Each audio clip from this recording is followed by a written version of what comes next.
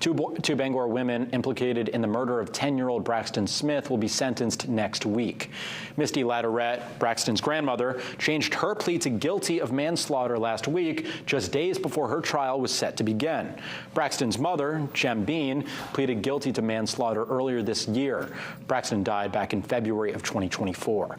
Court documents showed Braxton's condition at the time of his death was consistent with battered child syndrome. Bean and Ladderette will be sentenced next Friday. They face up to 30 years in prison. Ladderette's son and Braxton's father, Joshua Smith, changed his plea to guilty of murder last week. He will be sentenced at a later